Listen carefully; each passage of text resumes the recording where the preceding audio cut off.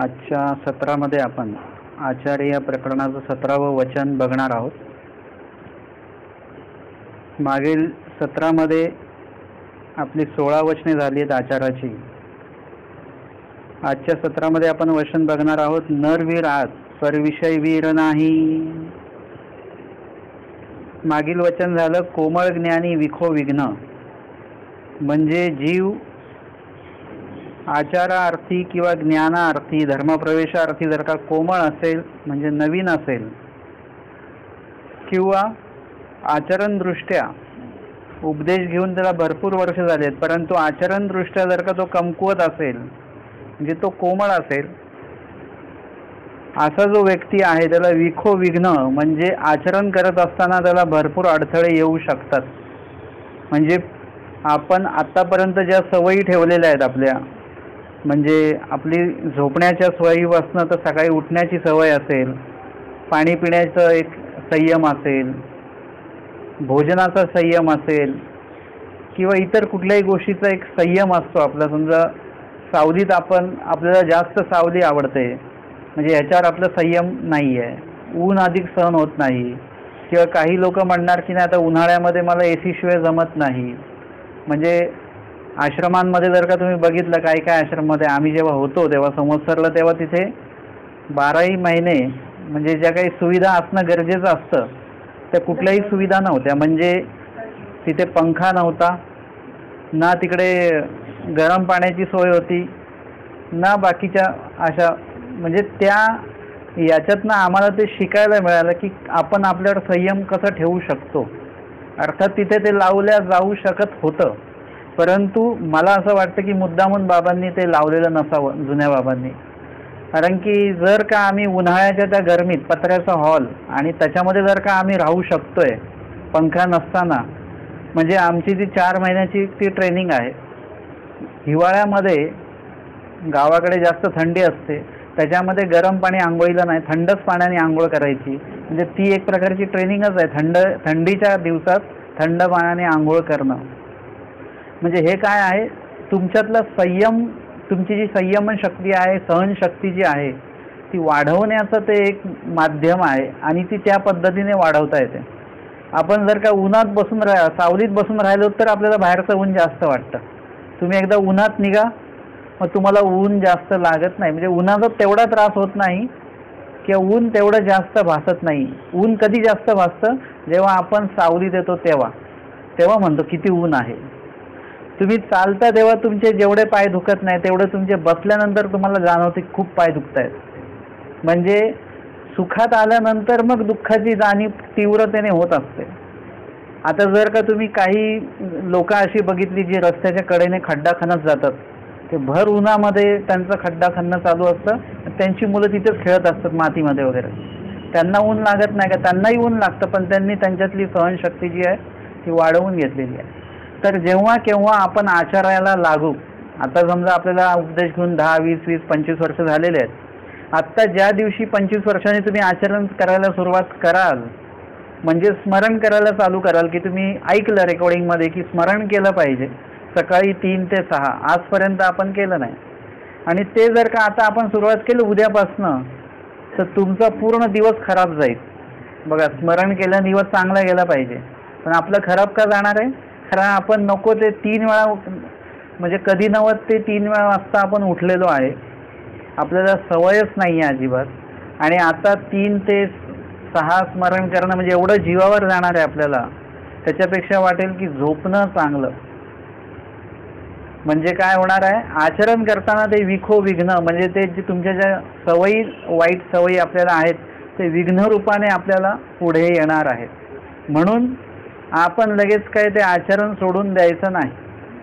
माहीम भट्टांचं पहिल्या दिवशी त्यांनी काही भिक्षा अन्नाचा घास त्यांना गिळता आला नाही, कपड्याचा घाणवास त्याला येत होता. म्हणजे विकल्प जिंकता आलेला नाही पहिल्या दिवशी. मग त्यांना असं वाटलं घरी जावं परत, आपलं निर्णय चुकलेला आहे की काय.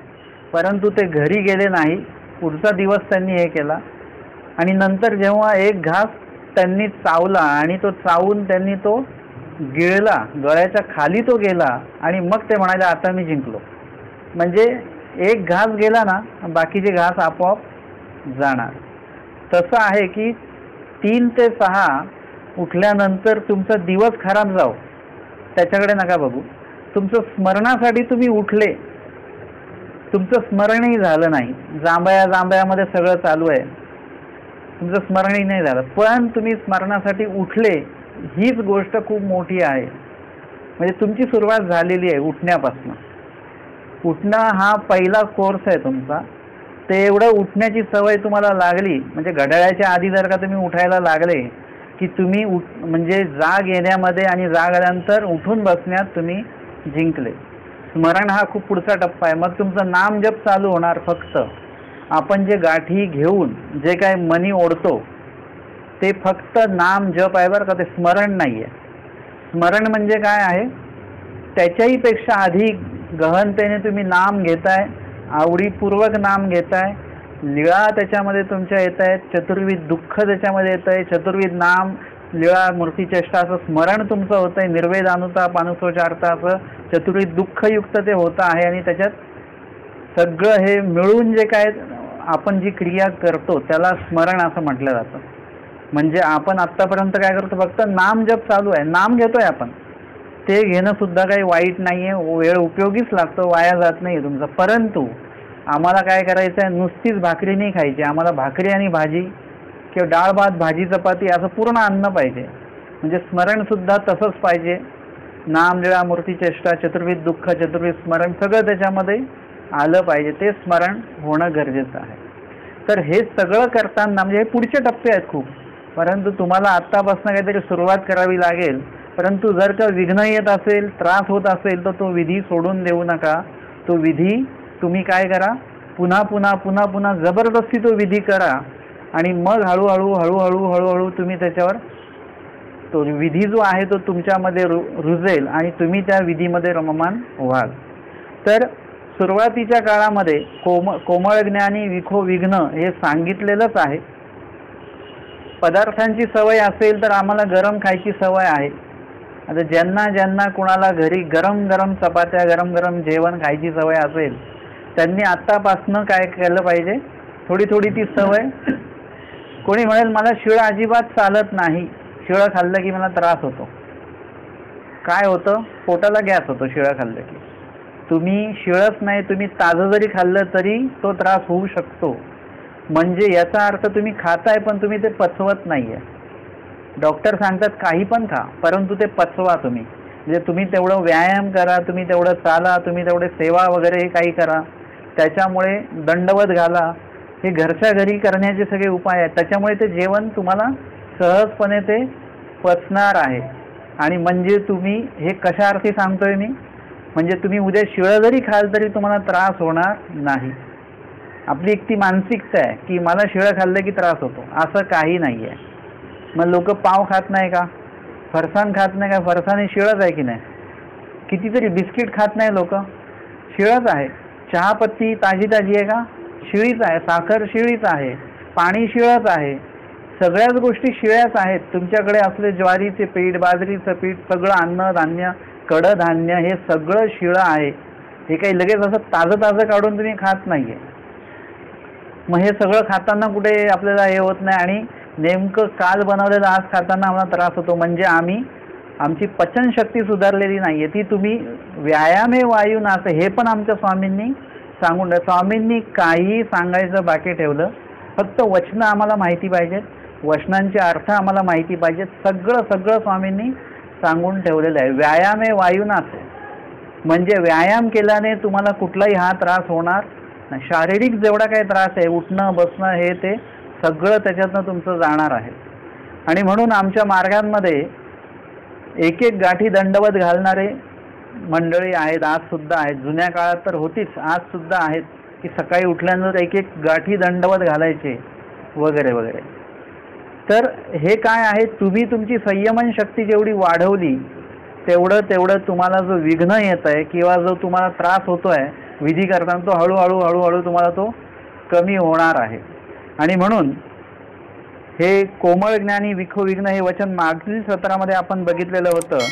आजच्या सत्रातलं वचन नरवीरात पर विषय वीर नाही. नरवीरात म्हणजे नरा ते जिंकिते, वीर पुरुष आहेत. स्वामींनी सरसकट असं एक पाहिलं, अवलोकन केलं समाजाकडे, जगाकडे, अनंत ब्रह्मांडांकडे. स्वामींनी परमेश्वराने अवलोकन केलं की जीवाला सगळं दिलं गेलं, आता ज्ञान दिलं वगैरे वगैरे, अजून त्याच्या कर्माने त्यांनी जे काही जोडलेलं आहे ते त्याला दिलं गेलं. आता सगळ्यांचं अवलोकन केल्यानंतर स्वामींच्या लक्षात असं आलं, तात्पर्य सार आपण जे म्हणतो की नरवीरात म्हणजे एवढे लोक आम्ही बघितले, तर नरवीरात म्हणजे नराते जिंकिते वीर पुरुष पुष्कळ आहेत. एक माणूस असेल तर तो अनेकांशी लढू शकतो, तेवढी ताकद त्याच्यामध्ये आहे. जुन्या काळातल्या लोकांचे योद्धे लोक जे होते त्यांच्या तलवारी वगैरे बघितल्या तर एवढ्या त्या वजनदार असायच्या, त्यांचं चिलखत वगैरे हे ते सगळं काय, म्हणजे एकंदरीत त्यांची म्हणजे राजा जो असेल, आपल्याला फक्त राजा म्हणजे कोण दिसतो, रथात बसलेला, राजमहालात बसलेला, सोनं चांदी वगैरे याचा अलंकार घातलेला, आदेश देणारा, फाशी देणारा, फाशी देण्याचे आदेश देणारा वगैरे वगैरे, ही एक प्रतिमा आपल्या डोक्यामध्ये राजे लोकांच्या संदर्भातली आहे. परंतु आमच्या स्वामींनी सांगितले की राजा म्हणजे कसा असतो की तो सेवंत्याचे आरल खूपे, परंतु म्हणजे तो जर का झोपायचं आहे त्याला, त्याची शेज जी बनवलेली आहे ती फुलांच्या पाकळ्यांची शेज आहे, आणि त्याच्यावर जर का एखादं काहीतरी ते फुलाचं हे देठ वगैरे जर असेल तर त्याला ते खूपतं, एवढा तो नाजूक आहे. परंतु तोची जेव्हा युद्धाला जातो तो त्या शस्त्राचे आडवे उभे घाव तो सहन करण्याची ताकद त्याच्यामध्ये आहे, ते साहस त्याच्यामध्ये आहे, आणि त्याला तोंड देण्याची जी काही त्याची पराक्रम त्याच्याकडे तो जो आहे, म्हणजे तो राजाचं दुसरं टोक आपण बघितलेलं आहे. म्हणजे यामध्ये आपण दोन्ही टोकं बघितली राजा संदर्भामध्ये. आणि अजूनही सांगितलेलं आहे की राजा म्हणजे कसा आहे की पडे तो परतोल आहे, म्हणजे एखादा योद्धा जो पळून गेलेला युद्धातनं जो जर का परत आला त्याचं सैन्य जमवून, तर तो परत आपलं राज्य जिंकू शकतो. म्हणजे त्याच्याकडे एवढी सगळी खासियत, एवढं सगळं वैशिष्ट्य त्याच्याकडे आहे, म्हणून तो राजा आहे, तो उगाचच राजा झालेला नाही आहे. आणि असा जो राजा आहे म्हणजे त्याचं एकंदरीत पूर्ण स्वामींनी सांगितलं की त्याच्याकडे 6 ऋतूंचे 6 वैद्य त्याच्याकडे असतात. कुठल्या ऋतूला, आता वातावरण बदललं, ऊन आहे आणि एकाएकी आभाळ आलं, आत्ता काय खायचं आहे, एकदम ऊन आहे तेव्हा काय खायचं आहे, पावसाळा आलेला आहे आता काय खायचं आहे, म्हणजे या सगळ्या बाबतींचं ज्ञान त्या राजाला सुद्धा असतं की काय खायचंय काय नाही खायचं. म्हणजे स्वतःच्या शरीराचं ज्ञान, बाह्य शरीर, अंतर शरीर, या सगळ्याचं ज्ञान त्याला असतं की आत्ता आपण हे खाल्ल्यानंतर आता काय खायचंय की काय नाही खायचं. जसं संध्याकाळ असेल त्यावेळी आंबट नाही खायचं आहे, संध्याकाळ असेल तर मग तुम्ही पापड नाही खायचा, कारण पापड हा 48 तास पोटामध्येच असतो, तो पचत नाही लवकर. पण आपल्याला जेवताना पापड वगैरे तळा काहीतरी, आपल्याला ते वाटतं तसं. परंतु तुम्ही ते, तुम्हाला त्याचं ज्ञान असलं पाहिजे, तुम्ही काय खाताय आणि त्याचं पोटात काय होणार आहे, पचन किती वेळाने होणार आहे, हे सगळं इत्यंभूत आपण सगळं लक्षात असलं पाहिजे. राजा होणं म्हणजे काय साधी गोष्ट नाही आहे. आपण प्रजाच बरे आहोत, राजा असलं की एवढं सगळं ज्ञान असावं लागतं. आपल्याला आपल्या शहराचं पूर्ण ज्ञान आहे का नाही, म्हणजे किती लक्ष ठेवावं लागतं. देशाचा पंतप्रधान असेल, आपण बघतो फक्त विमानाने इकडे तिकडे फिरतायत, परंतु अख्ख्या देशात कुठे काय चालू आहे ते सगळं लक्ष ठेवायचं आहे त्याला. म्हणजे ह्या सगळ्या गोष्टी त्यांच्याकडे आहेत, त्या राजाकडे आहेत, आणि त्याच्याकडे ते शौर्य, पराक्रम वगैरे सगळ्या गोष्टी आहेत. असा जो व्यक्ती आहे तो म्हणजे अनेक लोकांना तो जिंकू शकतो एकटा. जसं ते होते ना, ते कोण बाजी प्रभू होते, ते कुठे लढले होते, पावनखिंडीमध्ये ते लढले होते, आणि एकट्या व्यक्तीने कितीतरी लोकांना मारून टाकलेलं होतं आणि ते खिंड लढवलेली होती त्यांनी त्यावेळेस. म्हणजे एक व्यक्ती किती पराक्रमी आणि शूर असू शकतो, म्हणजे एका राजाचा सैनिक असा असू शकतो, तर तो राजा कसा असेल. तर स्वामींनी हे सगळं म्हणजे आकलन केलेलं आहे, म्हणजे जुन्या काळापासून एक बघितलेलं आहे. एरवी जीवाचं काय आहे सगळं परमेश्वराला आधीच माहिती आहे. जेव्हा जीव तमातनं त्याला सृष्टीमध्ये आणायचं, त्याच्या आधीच परमेश्वराला सगळं माहिती आहे बरं का. देवाला आपल्याला बघावंच लागेल आणि मग सांगतील असं नाही. परमेश्वर काही ज्योतिषी नाही की हात बघतील आणि कुंडली बघतील मगच सांगतील.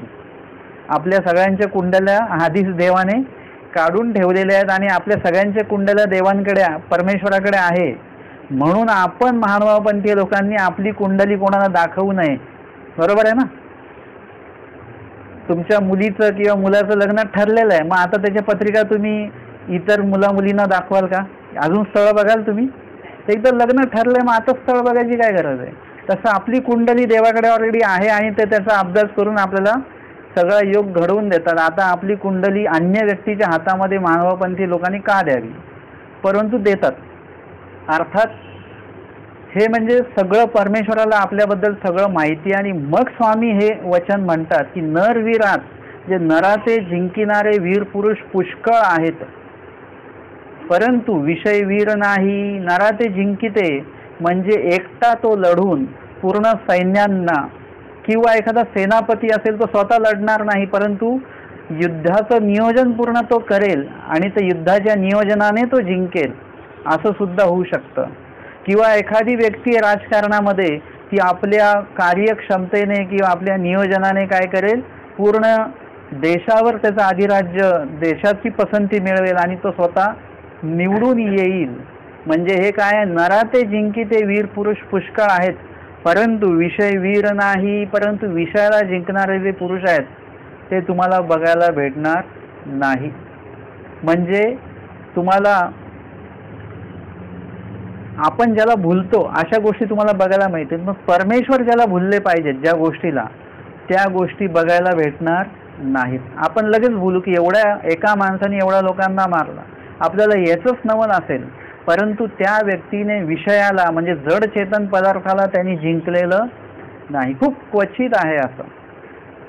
फक्त कोण जिंकू शकतं असं, जो ब्रह्मविद्येचा जाणता व्यक्ती आहे. जाणत्या विखो सुखाते नेधी असं स्वामींनी सांगितलं. त्याला अशा कुठल्याही पदार्थामध्ये सुख म्हणून जे काय आहे ते त्याला येतच नाही. म्हणजे त्याला ते त्याच्यामध्ये त्याचं रममान होणं जो काही प्रकार आहे त्या रममान होतच नाही तो त्याच्यामध्ये. जसं त्या जाणकार व्यक्तीला जर का गोड पदार्थ भेटला तर ती व्यक्ती म्हणेल आता गोड पदार्थ भेटलाय, जर का हा आपण खाल्ला तर याच्याने काय होईल, आपल्याला आळस येईल. आळस आलं तर काय होईल, झोप येईल. झोप आलं तर काय होईल, आपलं स्मरण ठाकेल, आपलं जे चिंतन आहे ते बंद पडेल. किंवा एखादी तिखट वस्तू खाल्ली, तिखट वस्तू खाऊशी वाटते, मग तिखट वस्तू भेटली आणि ती जर का तो जाणता व्यक्ती विचार करेल आपण तिखट आपल्याला आवडतं, जर का हे आपण खाल्लं याच्याने काय होऊ शकतं, आपली वृत्ती तामस होऊ शकते. म्हणजे याच्यामुळे काय होईल, आपल्या दोष, एखादा तामस दोष आहे तो जास्त प्रमाणात उद्भवून तो आपण कोणावरही तो दोष काय होऊ शकतो, कोणाशीही तो आपण दोष भजू शकतो. म्हणजे आपण भांडण होऊ शकतं, काही होऊ शकतं. म्हणजे एवढा विचार केला जातो. एखादा पदार्थ जर का चांगला बनलेला असेल तर आपण काय करतो, 2 घास आपण तो जास्त खातो. पुरणपोळी बनणार म्हटल्यानंतर आपण आदल्या दिवसापासून तयारीतच असतो. काही लोक संध्याकाळचं आदल्या दिवशीचं जेवण पण कमी करून टाकतात. सकाळी फक्त चहा पितात, नाश्ता वगैरे काही करत नाही. पुरणपोळीवर ताव मारायचा आहे म्हणजे 2 काय कितीतरी घास आपले जास्त होऊन जातात. आणि मग एकदा पुरणपोळी तूप वगैरे एकदा खाल्लं की मग आपण झोपायला मोकळे, एकदम जांभई वगैरे म्हणजे नसेल येत तरी तो ठरलेला असतं सगळ्या गोष्टी. हे आहे विषय पदार्थांना आपण न जिंकणं. एखाद्याने पोळी दिली, तूप वाढायला आले, तुम्ही तुपाला नाही म्हणून बघा, येऊ द्या, तुपाला किती राग यायचा तो येऊ द्या, परंतु तुम्ही नाही म्हणा, तिथे परमेश्वराला आनंद होईल. तूप वाढणाऱ्याला राग येईल, परंतु परमेश्वराला आनंद होऊ शकतो की यांनी तूप ह्याला स्वतःला आवडतं आहे आणि याच्यावर आवश्यक आहे. म्हणजे पोळीवर तूप घेतलं तर एकदम काहीतरी वेगळी लज्जत वाढते त्याची. ते नाही म्हणता आलं आम्हाला, याचा परमेश्वराला कुठेतरी आनंद असणार.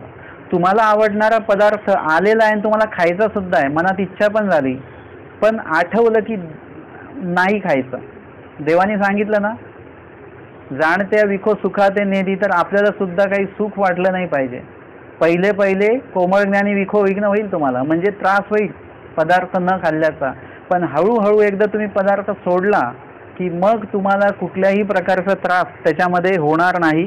तुम्हाला त्याच्यामध्ये सुखच वाटेल. बरं झालं, मला आवडता पदार्थ मी खात नाहीये याचा, आणि तो सुद्धा देवानी सांगितलं म्हणून मी खात नाहीये याचं कुठेतरी समाधान असणार. अहंकार नको, समाधान असलं पाहिजे. आणि लोकांना सांगत सुटायचं नाही की मी हे सोडलंय ते सोडलंय. मी तर जे जे कोणी परिच्छेद करतात, मी भात सोडलेला आहे, कोणी म्हणतं मी गोड सोडलेला आहे वगैरे वगैरे, मी अशा लोकांना सांगू इच्छितो काही पदार्थ सोडायची गरज नाही आहे. देवाने कुठेच सांगितलं नाही आहे की हा पदार्थ सोडा तो पदार्थ सोडा, असं काही सांगितलेलं नाही आहे. त्या पदार्थ खाण्याची जी वासना आहे ना, आसक्ती आहे त्या पदार्थामध्ये, ती सोडा. तुम्हाला एखादा पदार्थ भेटला काय किंवा नाही भेटला काय, तुम्हाला त्याच्याबद्दल काहीही वाटलं नाही पाहिजे. ही आसक्ती मुळामध्ये सुटली पाहिजे. किंवा एखादा पदार्थ तुम्ही खाताय तर त्याच्यामध्ये तो खाताना तुम्ही आवडीपूर्वक तो खाता कामा नये. समजा आंब्याचा रस आहे आणि चांगला हापूस आंब्याचा रस आहे, तो खाताना तुम्ही त्याच्यात रममान होऊन ते खाऊ नका. तुम्हाला ते आंब्याचा रस खाताना सुद्धा तुम्हाला ती जानोपाध्यांची लीळा आठवली पाहिजे, किंवा आणव्याची लीळा तुम्हाला आठवली पाहिजे, किंवा जानोपाध्यांनी आमच्या श्रीप्रभूंसाठी आंबे घेऊन गेले ती लीळा आठवता आली पाहिजे.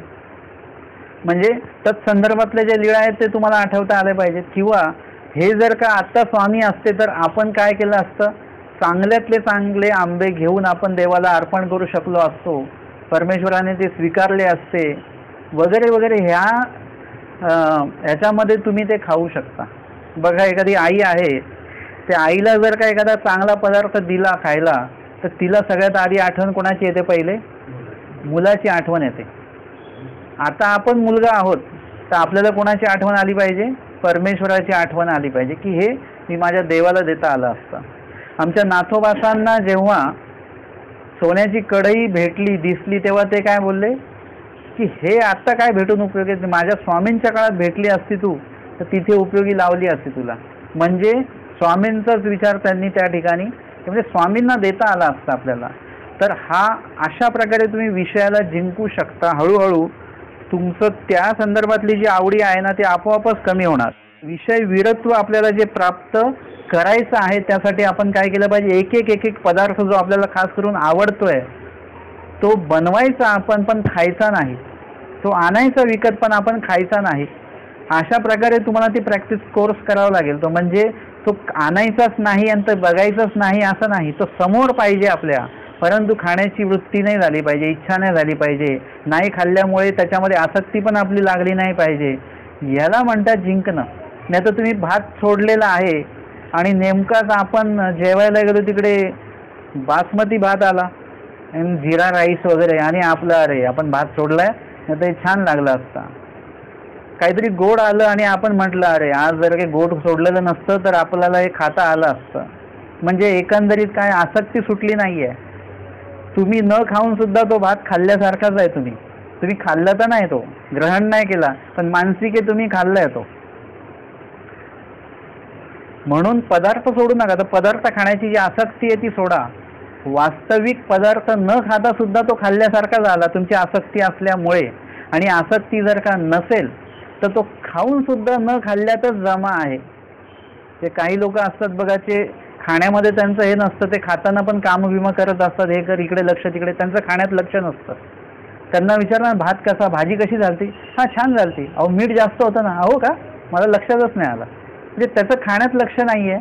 तर तो माणूस नेहमी असा असतो, बारीक असतो, कारण की त्याचं ते खाणं अंगी लागतच नाही, कारण त्याचं ते आसक्ती नाही आहे ते खाण्यामध्ये. एक फक्त वाढलंय म्हणून तो खातो आहे. ही आसक्ती आपल्याला काढता आली पाहिजे. असं होता होता जर का आपण पदार्थ जर का आसक्ती रहित जर का झालो पदार्थांच्या, तर त्याला विषय विरत्व असं म्हणता येईल.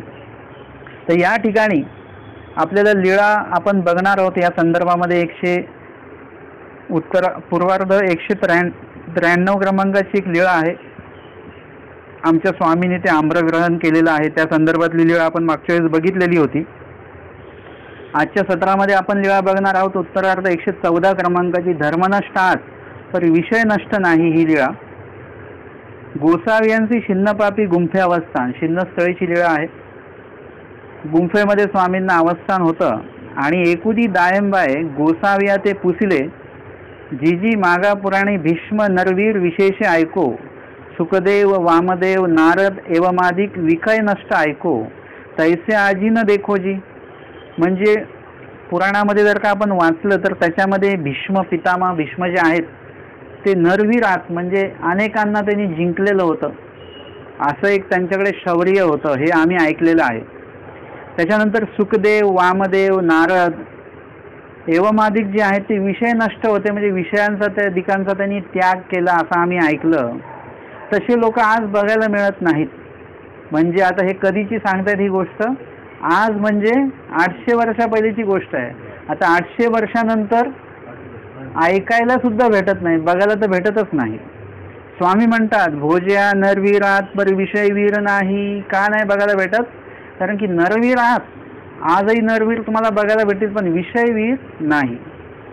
धर्म नष्ट आहात पर विषय नष्ट नाही. धर्म नष्ट आहात म्हणजे धर्माचा नाश करणारे लोक तुम्हाला दिसतील, पण विषय नष्ट म्हणजे विषयांचा नाश करणारे तुम्हाला लोक दिसणार नाहीत. दायंबा विचारतात जी जी भीष्म शुकादिक काही विखय वीर विखय नष्ट नव्हती.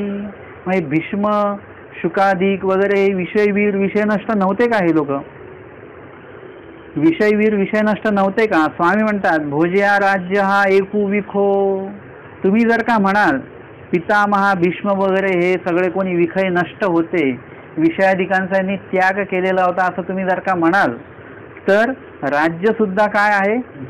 आपण फक्त पदार्थ, खाण्याच्या पदार्थाला विको म्हणता येणार नाही. तुम्ही जे परिधान करण्याचे जे काही कपडे आहेत ते सुद्धा विषय विखोच आहे एक प्रकारचा.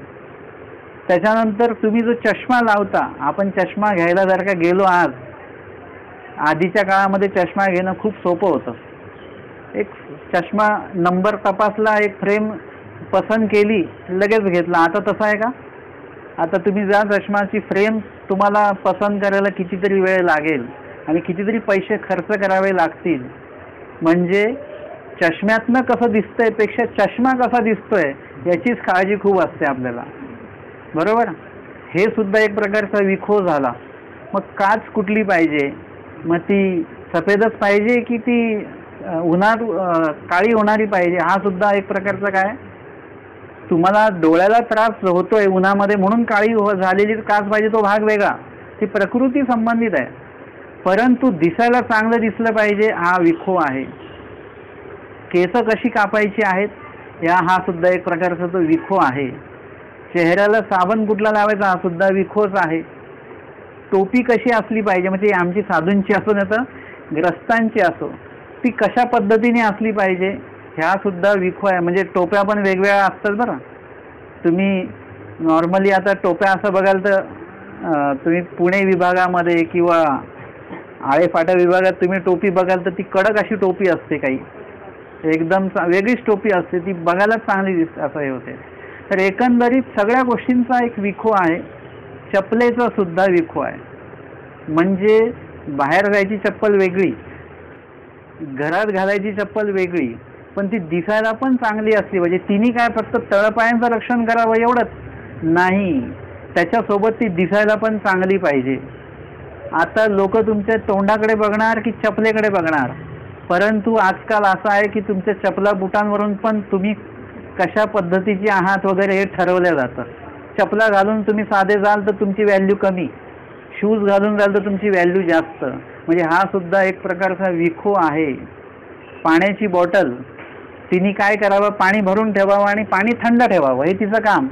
परंतु ती कुठल्या कलरची नाही, लाल कलरची नको, निळ्या कलरची पाहिजे, आमच्या कलरची पाहिजे. तर ते कलरचं काय होणार आहे त्याच्याने?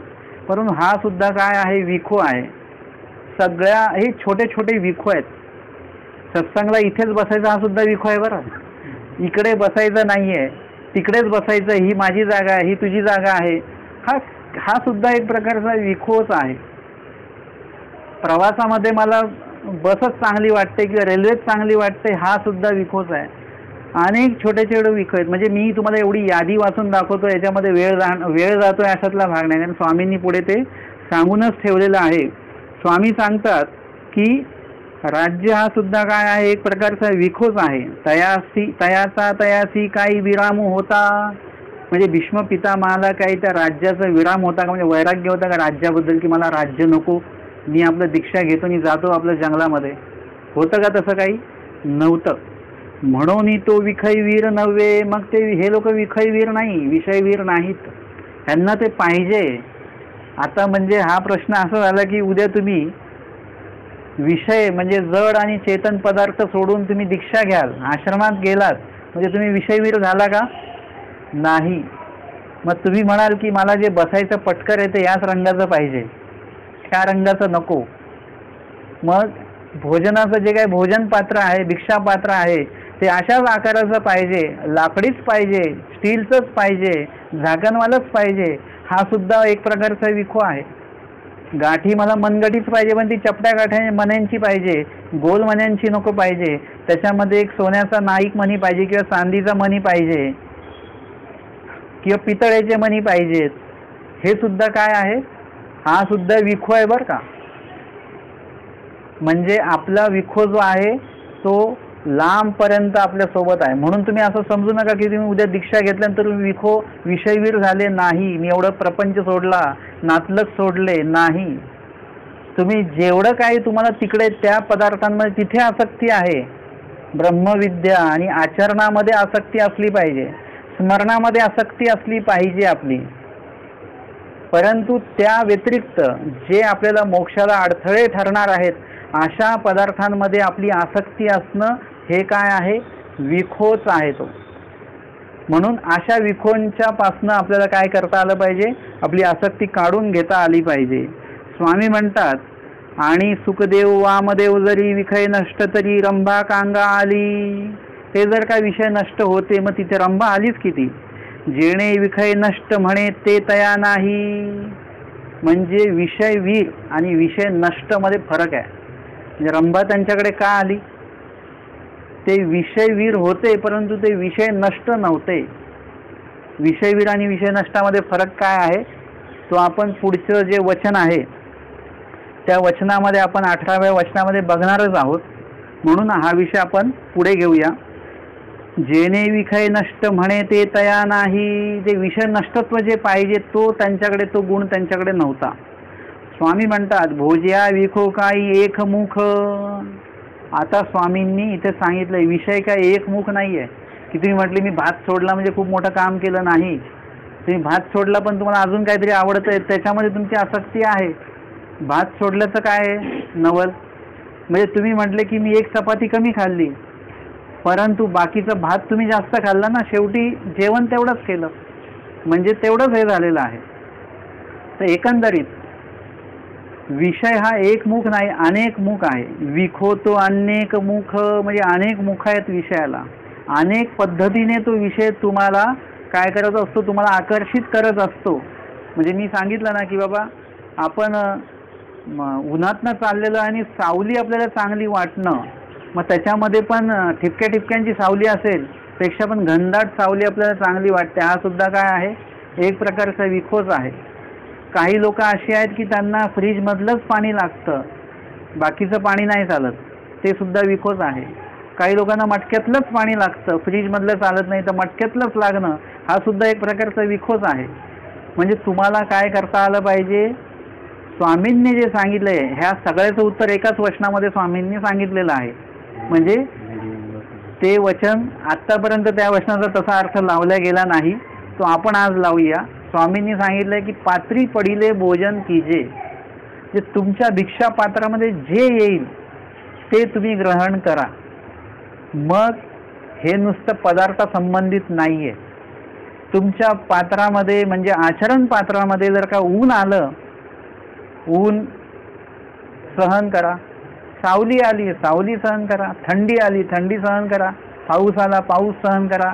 छोटी सेवा आली, सहन करा, सेवा करा. ती मोठी सेवा आली, सोपी सेवा आली, कठीण सेवा आली, तिखट भाजी आली, फिक्की भाजी आली, अळणी भाजी आली, जे येईल ते. लीळा म्हणजे आमकीच नाही, जी लीळा तुम्हाला आठवली ती लीळा. पात्री पडिले भोजन कीजे. जो प्रसंग तुम्हाला उभा राहील, विषय व्यवस्था करो जाणे, करता आली पाहिजे तुम्हाला. म्हणजे फक्त भिक्षेपुरतं हे वचन पकडू नका, पात्री पडिले भोजन कीजे. सगळ्याच बाबतीमध्ये या वचनाचा अर्थ तुम्हाला लावता येईल. तुम्हाला असं तुमचा स्वतःचा चॉईसच नसला पाहिजे की मला हेच लागतं की मला तेच लागतं. तुम्हाला जे आलं ते तुम्हाला सहन करण्याची आणि ग्रहण करण्याची जी क्षमता आहे ती तुमच्यामध्ये असणं गरजेचं आहे. आणि ही सहनशक्ती तुम्ही आणि सहकार्य तुमच्या ह्याच्यातलं तुम्ही ते वाढवता आलं पाहिजे. बाईसांना स्वतःचं पूजन करण्याची आवड होती. ते माझं पूजन असं झालं पाहिजे, तसं झालं पाहिजे. पण जेव्हा त्यांची त्या स्वतःच्या पूजनाची आसक्ती निघून गेली तेव्हा ती आसक्ती कुठे लागू झाली? स्वामींच्या ठिकाणी. असंच पूजन झालं पाहिजे, असं झालं पाहिजे, तसं झालं पाहिजे. त्यांना स्वतःला किळस आवडत नव्हती म्हणून स्वामींच्या पूजनाच्या वेळेस त्या स्वतः काय करायच्या? हातपाय धुती, सोळे वस्त्र वेडीती वगैरे वगैरे. म्हणजे तो एक भाग आहे. आता हाच भाग तुम्ही बघा. म्हणजे तुम्ही स्वतः तुम्हाला ती आवड असली पाहिजे स्वतःला, मग ती दुसऱ्याच्या ठिकाणी उपयोगी जाते. आमच्या बाईसा गेल्यानंतर स्वामींना जे काही भोजन यायचं ते कसं यायचं? कधी करपलेलं, कधी जळलेलं, कधी आळणी, कधी कच्चं, कधी कसं. जेव्हा भटोबासांना वाईट वाटलं त्या बाबतीमध्ये तर स्वामी म्हणतात आऊसांविषयी की त्यांना त्यांचा त्याच्यात काही दोष नाही. यांनी काय पूर्वी कधी कोणाची सेवा केली आहे का? म्हणजे यांनी कोणाची सेवाच केली नसल्यामुळे आमका पदार्थ कसा बनवायचा, तो कसा वाढायचा, कुठल्या बाजूला काय असलं पाहिजे, म्हणजे हे सगळं एक त्याचा एक अभ्यास आहे तो. म्हणजे तुम्ही स्वतः जेव्हा एखाद्या गोष्टीचे शौकीन असता तेव्हा तुम्ही काय करता? दुसऱ्याच्या बाबतीमध्ये सुद्धा ते सगळा तो शौक जो आहे तो पूर्ण करत असता. ही सेवा जी वाढत वाढत जाते ती परमेश्वरापर्यंत जात असते. जेव्हा केव्हा आपण ईश्वराच्या सन्निधानी असू तेव्हा आपल्याला पण कळेल की हा पदार्थ कसा बनवला गेला पाहिजे. बघा आमच्या स्वामींनी जेव्हा झाडी कोंडवाडा भागामध्ये आमचे स्वामी आहेत, कशामध्ये तो भात बनतोय? एक बांबूच्या ह्याच्यामध्ये. कुठलं भांडं नाही, काय नाही, काय नाही. एक बांबूच्या ह्याच्यामध्ये तो भात बनवला जातो आहे. दोन्ही बांबू असं एका बांबूचे 2 भाग करून त्याच्यात ते तांदूळ, त्याच्यात ते पाणी, हे सगळं करून आणि तो भात बरोबर बनवला जातो. तो तेवढ्या वेळात तो काढला जातो, तो वाढला जातो आणि त्याच्यासोबत मध दिलं जातं. आणि स्वामी म्हणतात वा किती छान त्यांचं ते, म्हणजे तो पदार्थ एवढा छान बनायचा. स्वामींनी त्याची स्तुती करावी. म्हणजे कुठल्याही प्रकारचं शिक्षण नसलेले लोक, कुठल्याही प्रकारची म्हणजे जी काही प्रगती आहे त्यांच्याकडे नसलेले असे लोक, परंतु त्यांना ते माहिती की हा पदार्थ कसा बनवायचा हे त्यांना माहिती आहे. तुमच्याकडे पैसा नसेल तरी चालेल, परंतु आमका पदार्थ कसा असला पाहिजे हे तुम्हाला जर का माहिती असेल तर त्याची ती प्रगती ती वाढत जाईल. मग हा झाला यांच्यातला हा प्रकार. एकांकामध्ये जेव्हा आमचे स्वामी तिकडे द्यूत खेळायचे आणि मग ते कवडे घेऊन आमचे स्वामी त्या रांधण हाटातनं स्वामी जायचे, तेव्हा मग त्या ठिकाणी स्वामी बघायचे आज कुठे जेवायचं. मग एखादी खानावळ स्वामी निवडायचे आणि त्या ठिकाणी भोजन करायचे. त्या लोकांना पण खूप आनंद व्हायचा आणि ते स्वामींसाठी म्हणजे आवडीपूर्वक ते भोजन बनवलं जायचं. आता लक्षात घ्या की तुम्ही पदार्थांमध्ये पदार्थ बनवताना तुमचा तो पदार्थ चांगला नसेल तरी चालेल. म्हणजे तुमच्याकडचे तांदूळ बासमती नसतील तरी चालतील, रेशनचे तांदूळ असले तरी चालतील, तुमचा गहू एकदम लो क्वालिटीचा असला तरी चालेल. परंतु ते जर का पदार्थ बनवता तुम्ही आवडीपूर्वक बनवला तर आपोआपच त्या पदार्थांमध्ये चव निर्माण होते. अजून एक हा प्रकार आपण बघतो आहोत. ते लोक आवडीपूर्वक बनवायचे आणि मग स्वामींना वाढायचे. स्वामींना ते विचारायचे जीजी कसं झालं भोजन, तर स्वामी म्हणायचे की बघा हे चांगलं झालेलं आहे, ते छान झालेलं आहे, याच्यात मीठ कमी येतात, मीठ जास्त, म्हणजे असं सगळं स्वामी हे करायचे. स्वामी म्हणायचे ते जे काही त्यांचं भोजन होतं ते कवड्यांचं म्हणजे कवड्यांच्या त्या ह्याचं नव्हतं, किमतीचं नव्हतं. त्याची चव कशी होती? अनुरागासारखी होय. म्हणजे त्याच्यामध्ये त्यांच्या आवडीची चव त्याच्यामध्ये निर्माण झालेली असायची. आणि म्हणून आपल्याला स्वतःला ती आवड असली पाहिजे, तेव्हा आपण पुढच्यांना ती म्हणजे तिथे ती उपयोगामध्ये आणू शकतो. आपण ती स्वतः उपभोगणं सोडून द्या, परंतु दुसऱ्याला आपण ते देऊ शकतो. तुम्हाला माहिती आहे, तुम्ही बाहेरून आल्यानंतर उन्हात ना आलात की तुम्हाला थंड पाणी पायावर घेतलं की खूप छान वाटतं. म्हणजे तुमच्याकडे जर का कोणी आले, वासनिक जरी आले, साधूच नव्हे वासनिक जरी आले, तर त्यांना तुम्ही थंड पाणी उपलब्ध करून देता की थंड पाण्याने पाय धुवा. ते म्हणतील नको नको काय नको, संकोचतील, पण तुम्ही नाही पाय धुवा छान वाटेल. त्यांना जे समाधान वाटणार आहे, ही प्रतिकारंता तुमची वाढत वाढत जाणार आहे कुठेतरी. म्हणजे हे काय आहे, आपल्याला अशा प्रकारे आपला जो काही विखो आहे, आपल्याला जे काही चांगलं वाटतं, जेवढ्या छोट्या छोट्या गोष्टी, अशा अनेक मुखातनं तो विखो जो आहे तो आपल्यापर्यंत पोहोचलेला आहे. आपल्याला काय करायचं आहे, त्याची दिशा बदलून टाकायची आहे. जेव्हा तो तुमच्यासाठी उपयोगात आणता तेव्हा तो दोषजनक आहे, परंतु तुम्ही जो दुसऱ्यांसाठी जेव्हा उपयोगामध्ये आणता तो तेव्हा तो कसा आहे, गुणदायक होऊ शकतो. अर्थातच समोरच्याचं पण काही परिच्छेद आहे, समोरच्याचं पण काही आचरण आहे, हे लक्षात घेऊनच तुम्ही त्यांना तो पदार्थ द्यायचा आहे. समोरच्याचं गोड खाणं नाही आहे, बंद आहे, आणि तुम्ही त्यांना जबरदस्ती गोड खाऊ घालताय, तर तसं चालणार नाही. तर ह्या सगळ्या गोष्टी ज्या आहेत त्या आपल्याला बघितल्या पाहिजेत. स्वामी म्हणतात, विखो तो अनेक मुख तो काही कवणा त्यजवेत असे, म्हणजे तो कुणालाही त्यागल्या जात नाही, कुणाकडनंही त्यागला जात नाही. म्हणजे शारीरिक तर त्यागला, पण मानसिक त्यागला नाही, वाचिके त्यागला नाही. वाचेमध्ये आपलं चालू आहे की बाबा मला खूप आवडायचं, ते मला खूप आवडायचं, हा फळ ते फळ, म्हणजे वाचिके चालू आहे. कधी वाचिके बंद झालं, पण मानसिके चालूच आहे.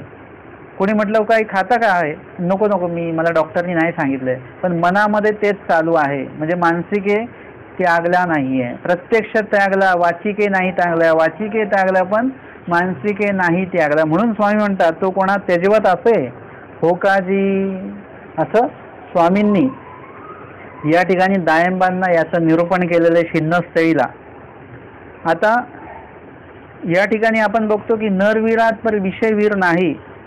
तर मुळामध्ये म्हणजे वीर म्हणजे नेमकं काय, तर याचं विश्लेषण टीकेमध्ये आलेलं आहे की अंतरशौर्य म्हणजे तुमचं अंतर जे काही पराक्रम ताकद आहे, याला म्हणतात अंतरशौर्य. म्हणजे ज्याच्याकडे ते आहे, वीरांकडे या काही गोष्टी असतात, त्याच्याशिवाय तो वीर म्हणवल्या जाणार नाही. त्याच्यानंतर त्याच्याकडे युक्ती असते. युक्ती म्हणजे कौशल्य आहे, कुठल्या वेळी कसला निर्णय घ्यायचा आहे, काय त्या ठिकाणी बोलायचं आहे, काय नाही बोलायचं आहे, काय टाळायचं आहे, काय पाळायचं आहे, याची एक कौशल्यता त्याच्याकडनं असणं. त्याच्यानंतर धैर्य म्हणजे त्याच्यामध्ये अंतर जे काही संयमता आहे, म्हणजे एखादी गोष्ट केली आणि त्याचा जो काही निकाल आहे, परिणाम आहे, तो काही वेळ त्याला लागणार आहे. म्हणजे तुम्ही आता विरजन लावलं की लगेच दही बनतं का, ते नाही, त्याला काहीतरी वेळ लागणार आहे. तुमच्याकडे ते धैर्य असलं पाहिजे, म्हणजे ती धीरता असली पाहिजे. आणि धैर्य म्हणजे एक प्रकारचं तुमच्या अंतर्मनामध्ये एक मजबूती असली पाहिजे, तुमचं मन. आणि बाह्यबळ म्हणजे एखाद्या वीर व्यक्तीकडे बाह्यबळ सुद्धा असलं पाहिजे.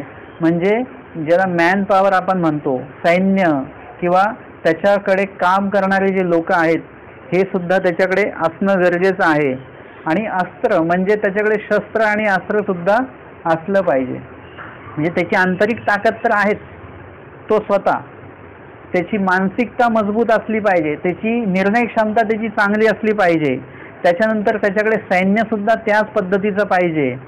हे झालं सगळं चेतन पदार्थ. आणि जड म्हणजे त्याच्याकडे शस्त्र अस्त्र वगैरे सुद्धा, या गोष्टी सुद्धा त्याच्याकडे त्याच तोडीच्या असल्या पाहिजेत, तर तो वीर असं म्हटल्या जाईल. म्हणजे तो सगळ्या या गोष्टी मेंटेन ठेवत असतो. आता आपण वीर असणं म्हणजे नेमकं काय, की आपल्याकडे अंतरशौर्य असलं पाहिजे. म्हणजे काय असलं पाहिजे, महानुभाव व्यक्तीकडे अंतरशौर्य म्हणजे काय, ज्ञान, भक्ती आणि वैराग्य, या 3 गोष्टी आपल्या अंतर याच्यामध्ये असणं गरजेचं आहे. तुम्ही म्हटले की आम्हाला फक्त भक्तीच येते, ज्ञानाशी आम्हाला काही घेणं देणं नाही, ते पाठ होत नाही, डोक्यावरून जातं, चालणार नाही. ज्ञान, भक्ती आणि वैराग्य सुद्धा असणं गरजेचं आहे. तुम्ही म्हणाल की सगळं जमतं, ते वैराग्य काही आपल्याला जमत नाही. मला रोज आंघोळ करायची सवय आहे, एक दिवस आंघोळ, 2-4 दिवसांनी आंघोळ करणं मला जमणार नाही, तर तुम्हाला तसं नाही चालणार. तुम्हाला ते वैराग्य सुद्धा, वैराग्य ह्या पदामध्ये ज्या काही गोष्टी सांगितलेल्या आहेत, म्हणजे आसक्ती रहित होणं, हे सुद्धा तुमच्याकडे असलं पाहिजे. धैर्य म्हणजे स्वामींनी सांगितलं धीर विरा होवावे, हे आपल्याकडे असणं गरजेचं आहे. बाह्यबळ म्हणजे मनुष्य मात्र होऊन असावे, स्वामींनी सांगितलेलं आहे, ते सुद्धा आपल्याकडे असणं गरजेचं आहे.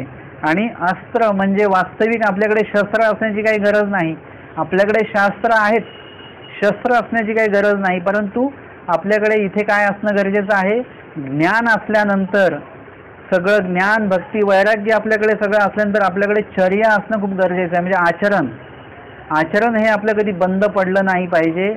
मानसिक, वाचिक आणि शारीरिक आचरण आपल्याला करता आलं पाहिजे. मानसिक आचरण म्हणजे आमचे जे भटोवास करायचे स्वामी गेल्यानंतर, एकांतात बसून राहायचे आणि चिंतन करायचे. म्हणजे हे चिंतन मानसिके आहे, ह्याला म्हणतात मानसिक चर्या.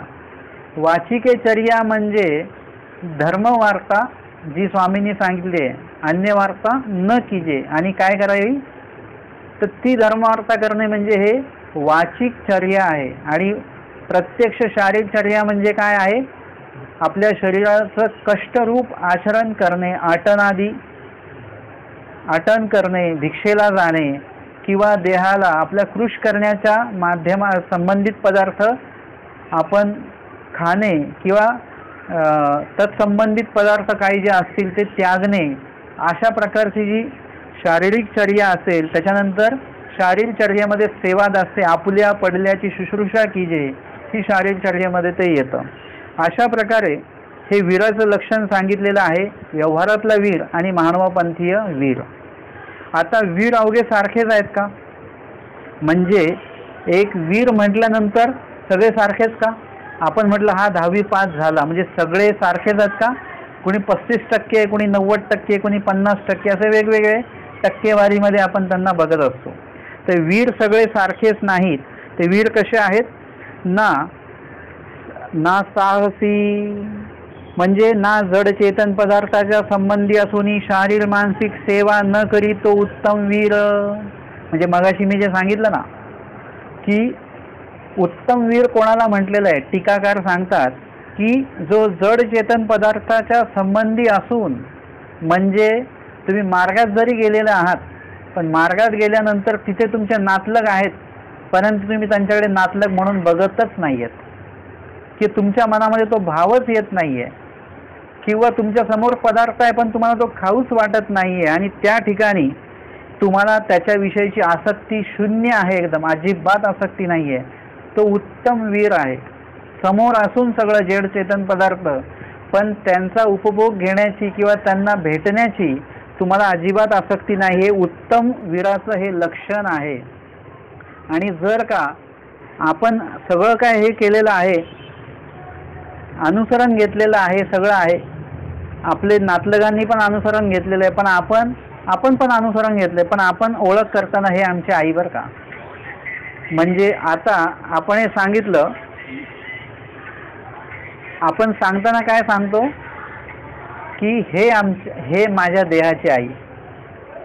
माझ्या देहाची आई म्हणजे तुम्ही सरळ सांगा ना ही माझी आई, पण आपण म्हणतो ना ही माझ्या देहाची आई. आता देह तरी आपला आहे का? म्हणजे आपण आपल्या आईला आपलं नाही म्हटलं, पण आपल्या देहाला तर आपण आपलं म्हटलंच की नाही. म्हणजे कुठेतरी ती आसक्ती त्या ठिकाणी आहेत. आपण कोणाला ओळख करून द्यायची गरजच नाही, हे माझी आई आहे, हे माझे वडील आहेत, त्यांनी अनुसरण घेतलं, आपणही अनुसरण घेतलं, किंवा त्यांनी नाही घेतलं आपणच घेतलेलं आहे. तर आपण सांगता कामा नये हे आमचे आई आहेत, हे आमचे भाऊ आहेत. कारण की त्वमेव माता च पिता त्वमेव, म्हणजे माता पिता आमचे कोण आहेत? परमेश्वर. आणि बंधू पण आमचे परमेश्वरच आहेत. कुठे सांगितलं?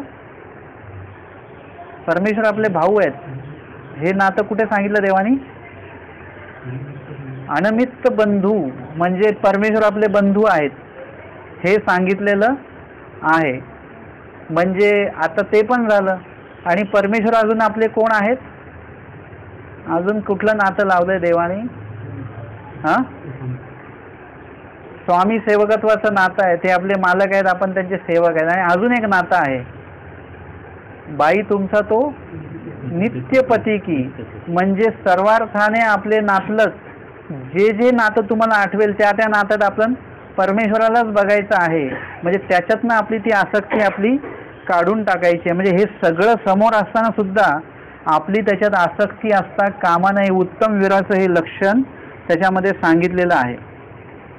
कार्यसंवरी, म्हणजे तो वाचेला येऊ देत नाही, म्हणजे त्याला ते सगळं आहे आसक्ती, पण तो मुखाने अजिबात त्या संदर्भात बोलत नाही की माझी आई आहे की वगैरे, असं की मला हे खायचं आहे की वगैरे, मानसिक आसक्ती आहे, परंतु वाचिके ते येऊ देत नाही आणि प्रत्यक्ष पण तो उपभोगत नाही. हे सुद्धा काय आहे, हे मध्यम व्यक्तीचं लक्षण आहे. परंतु त्याच्या मनामध्ये ते आहे, आसक्ती आहे थोडीशी. आणि भेने नरकाच्या म्हणजे नरकाच्या भीतीने दरादरकुटा रिगे तो कनियस. आता नातलगांच्या सोबत राहिलो तर काय होईल, आपली आसक्ती राहील.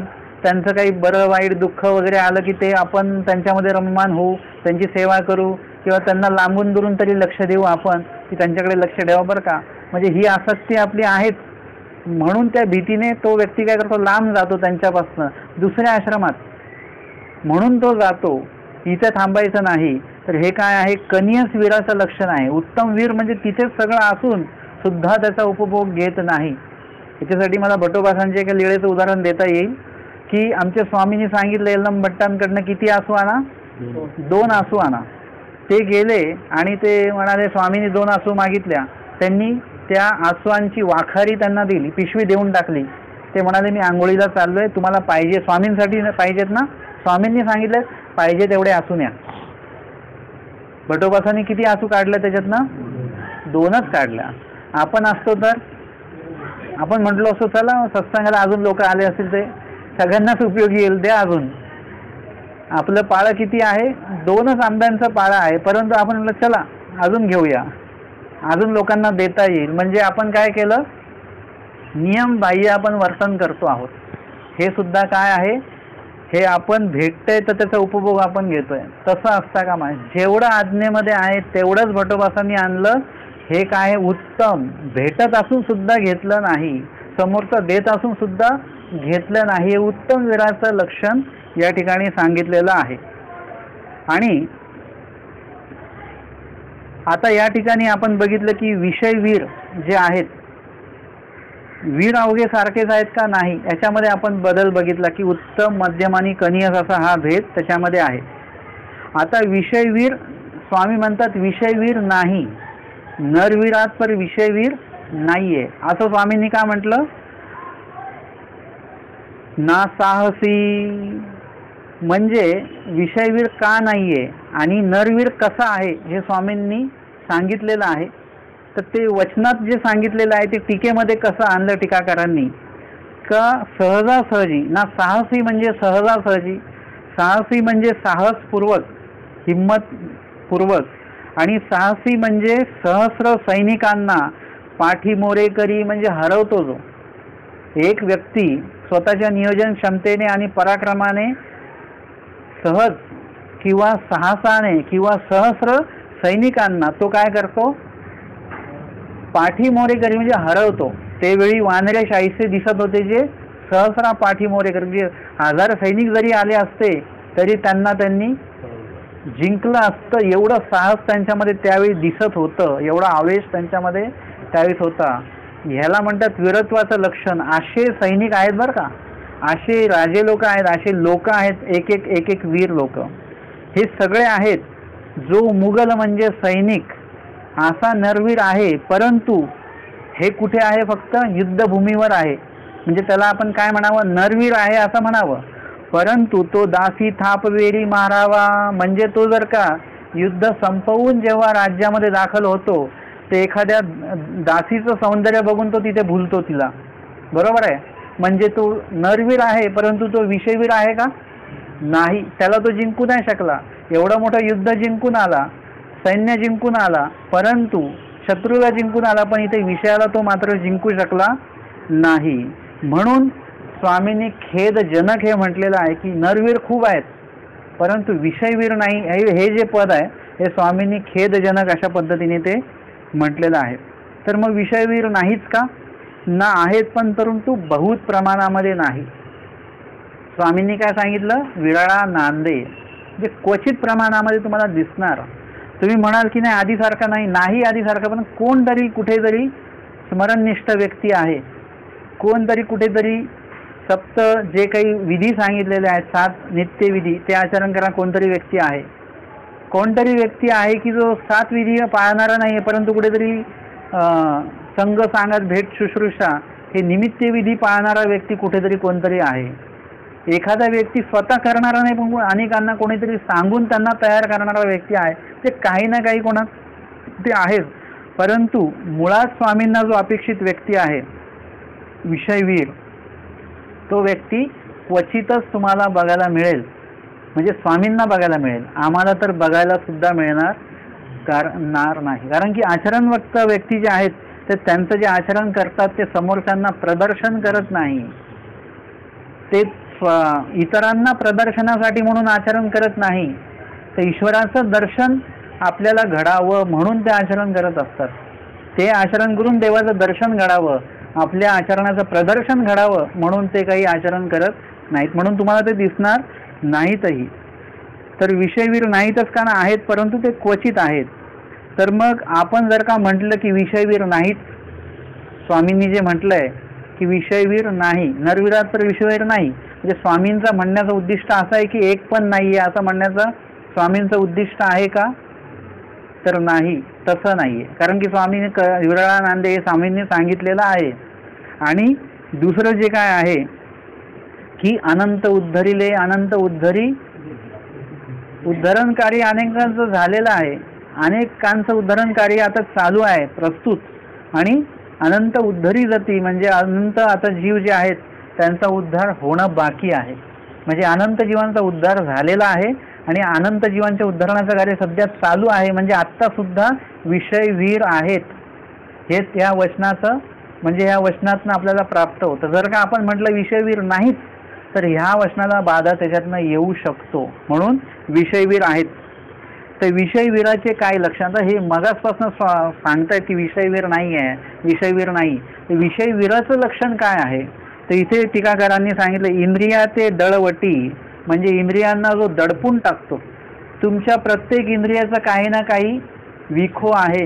डोळ्यांचं चांगलं दृश्य बघणं, तुम्हाला ते एकदम भडक रंग बघितलं तुम्हाला नको वाटतं, एकदम सिंपल रंग बघितला, लाईट रंग बघितला तुम्हाला बरं वाटतं, छान वाटतं. एखादं दृश्य बघायला तुम्हाला चांगलं वाटतं. हे इंद्रियांचं, डोळ्या ह्या इंद्रियाचं तुमचं ते हे आहे, विखो आहे. कानाला जर का कर्कश आवाज आला बंद करा, हे काय लावलेलं आहे. मुलांचं किंकाळणं आपल्याला आवडत नाही, पण एखादं संगीत लावलं तर तुम्हाला छान वाटतं. किंवा तुमच्याबद्दल जर का कोणी दोष म्हटलं तर काय होतं, गोड आवाजात जरी कोणी आपल्याला दोष सांगितले आपले तर चालतात का आपल्याला. परंतु जर का कर्कश आवाजामध्ये जरी आपली स्तुती कोणी म्हणत असेल, करत असेल, तर आपल्याला ते चांगलं वाटतं. आपल्या कानाला आपले स्तुती ऐकणं हेच हा विखो आहे. त्याच्यानंतर प्रत्येक आपला अवयव आहे, जिव्हा इंद्रिय असेल त्याला काही पदार्थ आवडतात, कानांना त्यांचे ते विखो आवडतो, डोळ्यांना त्यांचा तो विखो आवडतो. या सगळ्या इंद्रियांना तो काय करतो, दडपून टाकतो. म्हणजे त्यांना डोकंच वर काढू देत नाही. दडपून टाकणं, त्यांच्या ज्या काही इच्छा आहेत, त्यांचे जे काही दोषरूपी विखो आहेत त्याला तो छाटून टाकतो आणि त्यांना बोथट करून टाकतो. अशा प्रकारचं ते कार्य विषयवीराचं आहे. आपण जर का स्वतःला विषयवीर म्हणून घेत असू किंवा घ्यायचं असेल, असं एक आपण स्वतःला म्हणून घेणारच नाही, परंतु घ्यायचं असेल किंवा तसं बनायचं असेल तुम्हाला, तर तुम्हाला तुमच्या प्रत्येक इंद्रियांचं वर लक्ष द्यावं लागेल की आपल्या कानाला काय आवडतं, आपल्या डोळ्यांना काय आवडतं, आपल्या जिभेला कुठली चव आवडते, तोंडाला काय आवडतं आपल्याला. हे सगळ्या गोष्टी ज्या आहेत त्या आपण लक्ष दिल्या पाहिजे. आपल्या दोषाकडे आपलं लक्ष केंद्रित झालं पाहिजे आणि हळूहळू हळूहळू ते दोष काढून टाकून आपल्या जिव्हा इंद्रियाला गोड आवडतं त्याला कडू खाण्याची सवय लावा, त्याला प्रत्येक चव खाण्याची सवय लावा. कानाला आपली स्तुतीच आवडत असेल तर आपले दोष ऐकण्याची सवय लावा कानाला. म्हणजे अशा प्रकारे जे काही विखो दोषरूपी आहे त्याचा नायनाट करता आला पाहिजे. उमस सवड विसावा घेऊ देत नाही, म्हणजे उमस घेऊ नये दी, म्हणजे जसा तो वीर असतो तो शत्रूला सवड देत नाही, त्याला म्हणजे त्यांनी सावध व्हावं याचा तो हे होऊ देत नाही. जसं ते रामाबद्दल सांगतात की रामाचा बाण सोडण्याचा वेग एवढा होता, भात्यातनं बाण घ्यायचा आणि तो सोडायचा, तर त्याचा हातच दिसत नव्हता, रामाचा हात दिसत नव्हता. त्याच्या हातामध्ये, रामाच्या त्या बोटामध्ये हिऱ्याची अंगठी होती, ती फक्त दिसायची. म्हणजे ती फक्त ती सफेद, म्हणजे तिचा प्रकाश फक्त तेवढा तो सफेद असल्यामुळे ती दिसणार, बाकी हात दिसतच नव्हता. एवढा वेग त्याचा ते बाण सोडण्याचा होता. म्हणजे समोरच्याला अजिबात सावध होऊ द्यायचं नाही. प्रश्नावर प्रश्न टाकले जातात तसं बाणावर बाण टाकल्या जातं. म्हणजे अशा पद्धतीने आपल्या मध्ये जर का एखादा दोषरूपी उल्लेख उत्पन्न होत असेल तर काय करायचं, त्याला येऊच द्यायचा नाही. की तुम्हाला आता जेवल्यानंतर आता तुम्हाला उल्लेख काय होणार आहे, आता थोडासा आराम करू असा उल्लेख व्हायच्या आधी आता स्मरण करूया आपण. आता पेपर वाचू असा उल्लेख व्हायच्या आधीच आता लिळा वाचून काढू एखादी. आता बघूया आपण काहीतरी अमकं पाठ करूया याच्या आधी लगेच आपण वचन पाठ करू. म्हणजे एखादं नको असलेलं व्यर्थ काम करण्याच्या आधी आपल्याला सेवा करण्याची लगेच उल्लेख झाला पाहिजे. जिथे जिथे तुम्हाला वाटेल की दोषरूपी उल्लेख होणार तिथे आपला गुणरूपी उल्लेख त्या ठिकाणी करायचा. दोषाला बाहेर येऊच द्यायचं नाही अजिबात. असं जेव्हा तुम्ही तुमच्या त्या दोषाला दडपत राहाल तेव्हा म्हणजे तशाने तुम्ही तयार व्हाल. मानसिक, वाचिक आणि शारीरिकदृष्ट्या तुम्ही तयार व्हाल आणि तुमचा मनातला जो दोष आहे तो कधीही बाहेर उद्भवणार नाही. तुम्हाला ज्यावेळेस दोष उद्भवेल त्यातनं काहीतरी गुणाचीच निर्मिती होणार आहे. आणि तुम्ही जर का स्वतः या बाबतीमध्ये तुमची आवड असेल, दोष दडपून टाकून गुणाला तुम्ही, विधीला जर का तुम्ही ईश्वरविहित विधीला तुम्ही प्राधान्य देण्याची वृत्ती तुमची असेल, आवड तुमची असेल, तर परमेश्वर पण असं सहाय्य करतात की तयाजी उठणे बैसणे तुली वाया न वचे. म्हणजे तुम्ही म्हटलं चला बाहेर जाऊया, वातावरण चांगलं आहे म्हणून फिरायला जाऊ, व्यर्थ चालला तुम्ही फिरायला, पण तिथे सुद्धा तुम्हाला काहीतरी विधी घडून जाईल. एखाद्या वेळेस म्हणतील की बाबा आपण काहीतरी वाचन करूया म्हणून तुम्ही पुस्तक वाचाल तर त्याच्यामध्ये सुद्धा तुम्हाला काहीतरी देवाचंच वाचायला मिळेल. किंवा अन्य जरी विषय असेल तर त्याच्यातनं तो अन्य विषय बाजूला राहून तुम्हाला देवाचंच चिंतन त्याच्यातनं घडेल. तुम्ही म्हटलं चला इकडून फिरायला जाऊ आपण म्हणून तुम्ही उगाचच फिरायला गेलं तर तिकडे कोणतरी वासनिक भेटतील किंवा साधू तुम्हाला भेटतील. म्हणजे ईश्वरदायकच विधी तुम्हाला त्या ठिकाणी घडेल. परमेश्वर तुमच्याकडनं अविधी घडू देत नाही. कधी, जेव्हा तुम्ही स्वतः सुद्धा अविधी न घडण्यासाठी तुम्ही स्वतः प्राधान्य देता त्या गोष्टीला, तेव्हा या गोष्टी घडत असतात.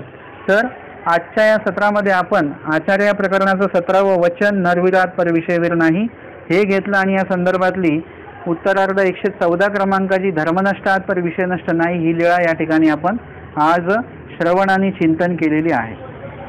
दंडवत हो.